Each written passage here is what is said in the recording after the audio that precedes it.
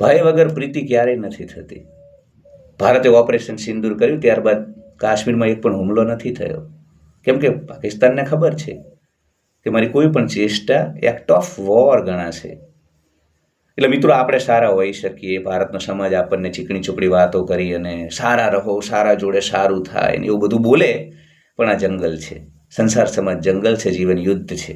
હા, આપણે કપડાં પહેરી લીધા, મકાનો બનાવી લીધા, હાઈવે બનાવી લીધા, ઓવરબ્રિજ, અંડરબ્રિજ, ગાઝા જેવા શહેર બનાવી લીધા ટ્રી લાઈન વગરના, એટલે કંઈ જંગલ આપણી ભીતરથી જતું નથી રહ્યું.